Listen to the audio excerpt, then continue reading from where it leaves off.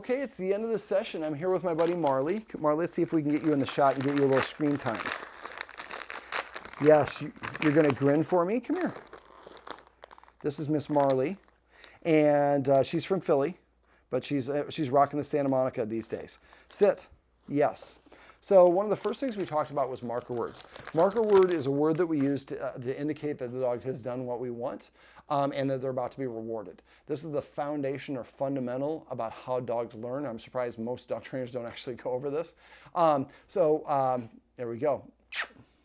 Miss Marley's on the bed. She's going to check, make sure I'm in focus.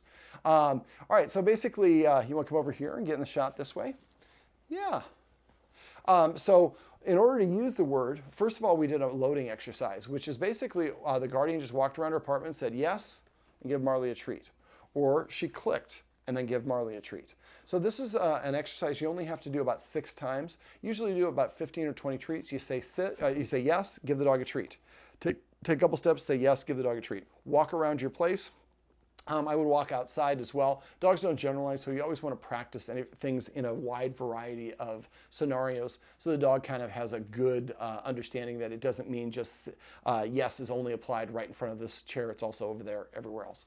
So we say the marker word the instant the dog does the thing that we want, unless the thing that we want has duration like potty or stay. In those cases, we would say the marker word at the conclusion of potty or stay. So I want the guardian to start using that word every time that Marley does something that she wants without asking Marley to do it. Marley is a very independent dog. She is not as, a lot of dogs are kind of needy. They're following their guardians around. They're asking their guardians for attention. And Marley's not like that. Now, I think in Marley's case that her guardian loves her to death, but has kind of, because Marley's a little bit low-key dog and kind of gets a lot of attention without having to do anything, I don't think Marley is very motivated to listen to her guardian. So I talked about basically this is called celebrating. So if I tell Marley to do something and she doesn't do it, well then it kind of helps Marley practice not listening to me. So instead, we're not asking her to do it, but when she voluntarily does these things, we're recognizing and rewarding her for doing that, and we're saying the yes word or clicking the instant she does that thing so she knows that was something that my mom likes. So because recall is a strong thing for her guardian, every time that her guardian is here working away at her desk and Marley comes up, yes, and we're going to pet. And so the more that we do that, after a while, Marley's like, boy, my guardian is easy. I come to her and I hear yes and I get a reward. I'm more inclined to want to come to her. So this is the power of positive dog training, is we're creating a scenario where the dog wants to do the same thing that we want to do. Not for the same reason the dog does it, because it wants to get a treat, but now the dog has the motivation as opposed to us telling the dog to do things. Now, I also talked a little bit about exercise. Marley being kind of a medium to medium low energy dog. Yes. Doesn't really need the same amount of exercise as most of my clients do. But I did recommend that the client try to emphasize exercising her on shorter, more frequent practice sessions, ideally every 2 to 4 hours, as opposed to one long walk to the dog park and then playing at the dog park and then a long walk back. She probably is going to come home and be really pooped and sleep. Where really we just want to give them mental stimulation or physical exercise throughout the day to keep them alert. Just like us, we get bored. And dogs often, when they get bored, kind of can get into trouble. But again, having a medium to low energy dog makes things a little bit easier. Now, the motivation is a factor, however. So that's why I also recommend that the guardian start only saying cues one time. So if I am asking Marley to sit or to lay down or come or whatever it is, I'm going to ask one time and one time only. And if Marley happens to do what I asked Marley to do, I'm going to go ahead and say the marker word and then give her a pet or a treat. But if she does not do it, I'm just going to turn and read some emails. I'm going to watch some TV. I'm going to play the guitar, make some cookies, whatever it is that you want to do. And you're telling the dog, look, I wanted to pet you, but I asked you to sit. And because you chose not to sit, that's okay. You do you. But I'm on doing the next thing. This way, Marley is the one who is not getting the attention. Usually when I ask my clients, does the dog paw at you, nudge you, and bark for attention, and they say no, my next question is almost always, does the dog get petted so much it doesn't have to ask for it? And if we don't have to ask for things, we get everything we want. Sometimes children become spoiled and petulant. I was talking about the lottery is $1 billion. Tonight, I think, is they're going to draw for it. Well, if I have everything I want, I'm not motivated to want to do anything. One of the first things I notice is the guardian leaves the food out in the bowl for the dog. And in the wild, dogs spend up to 90% of their time looking for food. And so it is a very primally important activity for them. And is there anything wrong with leaving food in the bowl? Absolutely not. You can do it. A lot of people do it. But Marley chooses not to eat it because it is always there. And there's really a window of about 45 seconds after after something happens for a dog to make the connection, but really the first 2 or 3 seconds are the most impactful. After a while, towards the 45 seconds is really not as impactful. So if her guardian puts the food down and Marley chooses not to eat it and chooses to eat it an hour later, she doesn't really think of the guardian as providing the food. She just thinks it's a magic bowl that always has food in it. So what I usually like and what I would recommend in Marley's case, because Marley needs some extra motivation, is to put the food down, invite Marley to come over to eat it, and as soon as Marley walks away, I pick up the bowl, I dump the kibble out, and I put the empty bowl back down. So that every time Marley passes by, recognizes that bowl is empty. It's different than when there's food in there. So I can't eat whenever I want, because if it's always there, then I can eat when I want. So I also recommend the guardian practice Premax. The Premax principle means that a less desirable behavior earns me a more desirable behavior. So if we're going to go for a walk, I would go to the door and before I even reach for the handle, I would tell Marley to sit. If Marley has now Marley has 2 seconds to sit. If Marley doesn't sit within 2 seconds, I'd sit back down here and read some more emails, talk to a friend, to watch TV or whatever it is for 1 minute. After 1 minute, I would go back to the door without reaching for it and say, sit. 1, 2. If Marley doesn't sit by 2, I would sit down. And now I sit down for 2 minutes. Next time I sit down for 4 minutes, 8 minutes. This is the best place to do it because this is our domicile. We feel the most comfortable here. If we're trying to do this on walks and then I have to stop and wait for you, well, I'm waiting for you. So eventually, as soon as Marley's butt hits the ground, when you say sit, you say yes, and you open the door. So now sitting down at the door causes the door to open. The door opening, it becomes my reward. Listening to my guardian is now something that is rewarded for me. This will make me more likely to listen to my guardian for when my guardian asks me to come or for other situations. It's okay. Marley, sit. Yeah, you hear dogs out in the neighborhood. Sit.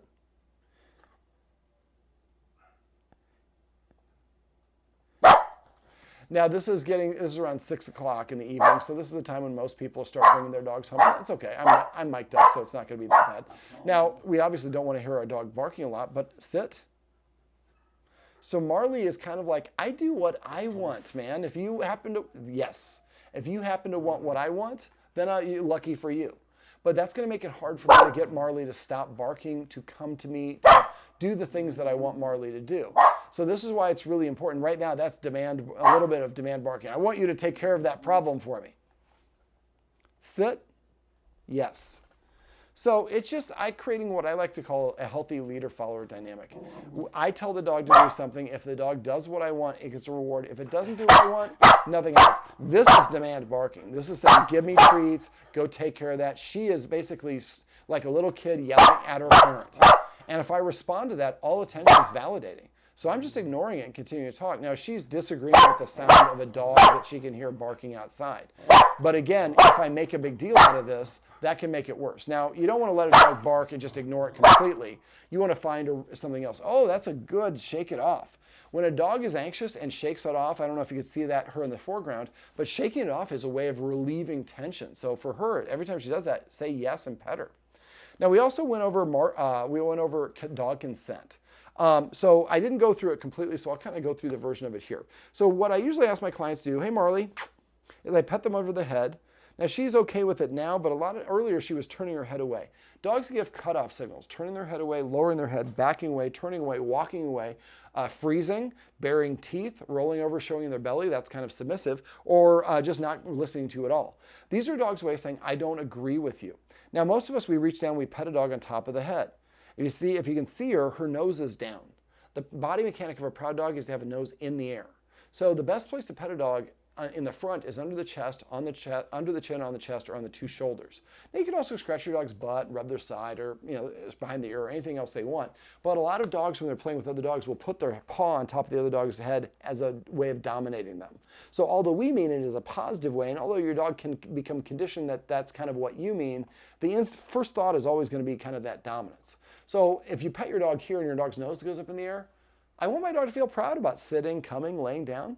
So I want to make sure that we're having our dog's consent. And there were a couple times during the session I saw that that was not the case. And so what our parents teach us usually is if we want to interact with a dog, they teach us to hold our hand out a couple inches away from the dog's nose. And we used to be told is so the dog can sniff you. The dog can smell you at a distance. Yes, they can smell you a little deeper there. But what I'm trying to gauge is I'm holding my hand out to the dog's nose. I want the dog to touch me with its nose. If it does, then it's saying, yes, you have my consent, and then I can start petting them. But if I go like this and the dog turns away, it's saying, no, I don't really feel like you petting me. And if I pet them anyways, some dogs eventually will learn to nip, and that makes the person goes away. And this is where a lot of dogs develop a nipping behavior. I'm not seeing it necessarily from Marley, but just like us, if somebody comes up and gives us a hug unsolicited, we don't like getting hugs, after a while, we don't want to be around that person. We kind of have our guard up when we're around that person. So for Marley, at one point, she had bitten something off of a doll, and her guardian wanted to take it from her and literally took it out of her mouth. Now, what I recommend the guardian do instead is practice a drop cue. And the easiest way to do that is when you don't need to, just like any other form of dog training. So when Marley picks something up in her mouth, a toy that she's allowed to have, I like her guardian to quietly go out, pull out a treat, and hold the treat in front of Marley's nose and not say anything. And when Marley drops the item, say yes and put the treat in Marley's mouth and don't pick the item up. We want the dog to practice. Sometimes my guardian wants me to drop things that I have in my mouth. And when they do, they don't take it from me. They're not physically taking it from me. And when I drop it, they don't take it. So I can trust them. I can drop it without any fear of reprisals. Now, eventually, when you've done this enough, you can hold the treat up here, and right before the dog's going to drop it, you would say, drop, then the dog drops it. You're trying to time it. That's a cue. So eventually, you've taught the dog with low value items, and then when the dog has a high value item, you say drop it, you spit it out, and then you give them a treat.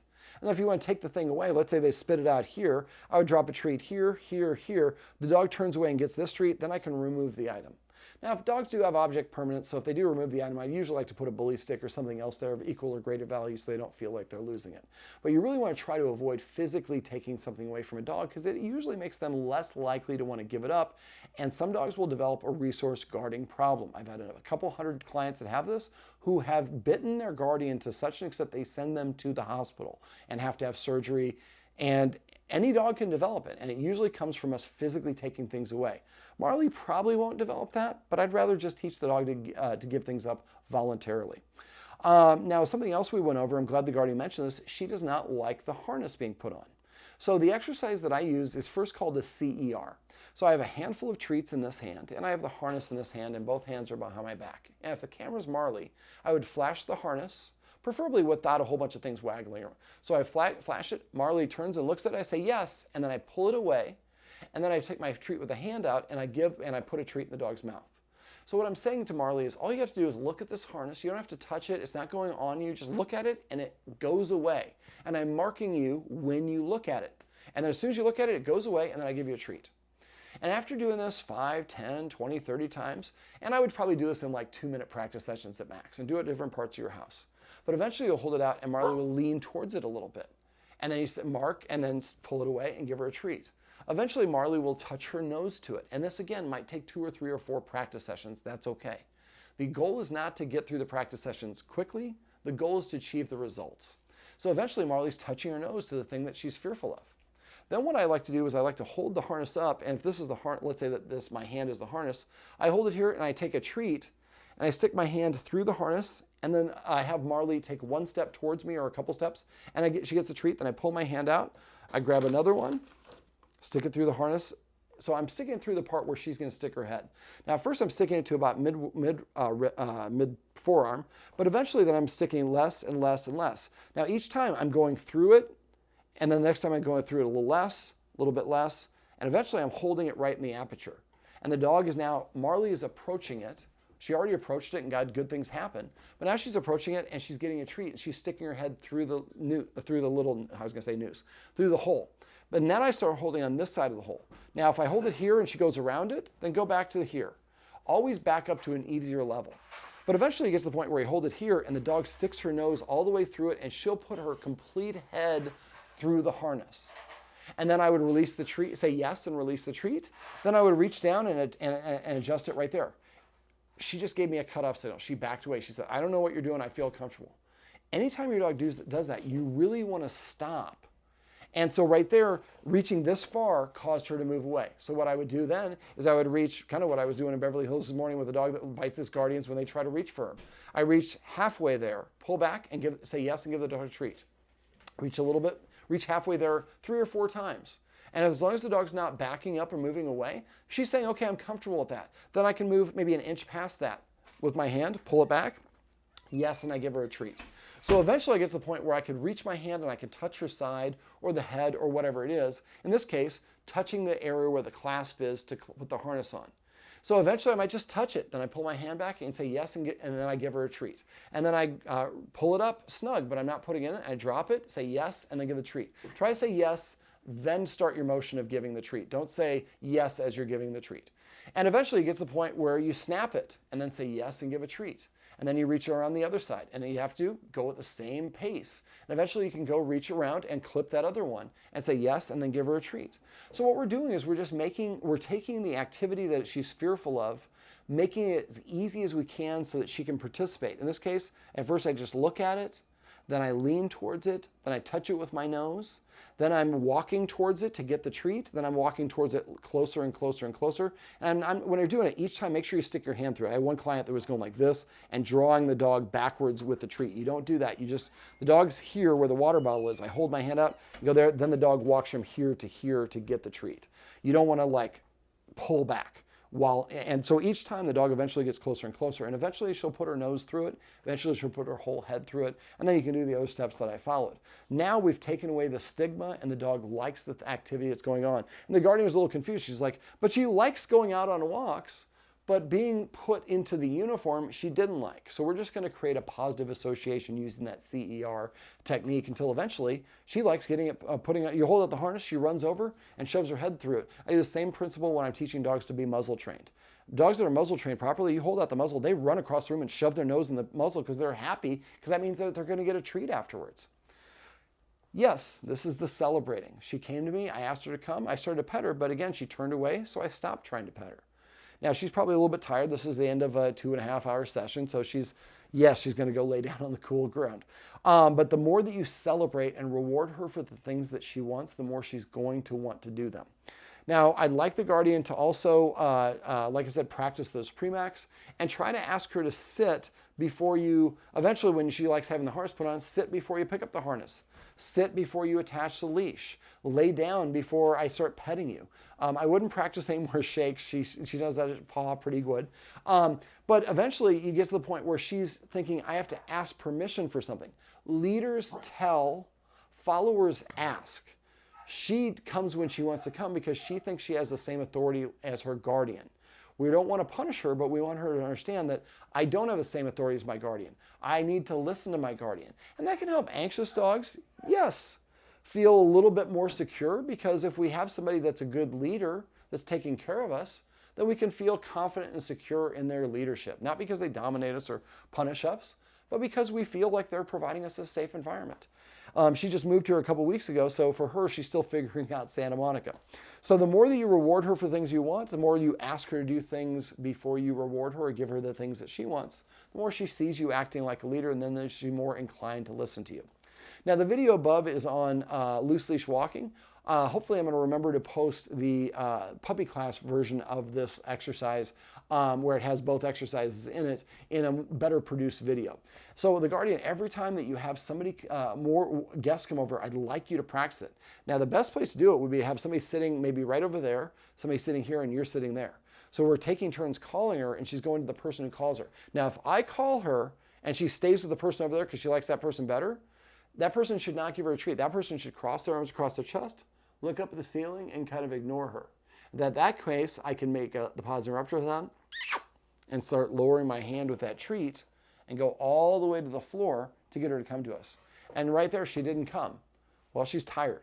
So pick and choose your spots. If she doesn't want to cooperate, don't continue practicing. That's why we want to practice in like 2 to 3 minute practice sessions. Very short, very sweet.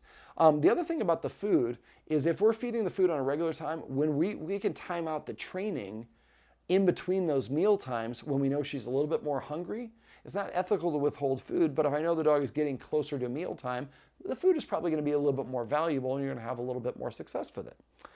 I'm trying to think if there's anything else. Is there anything else you'd like me to go over? No. All right.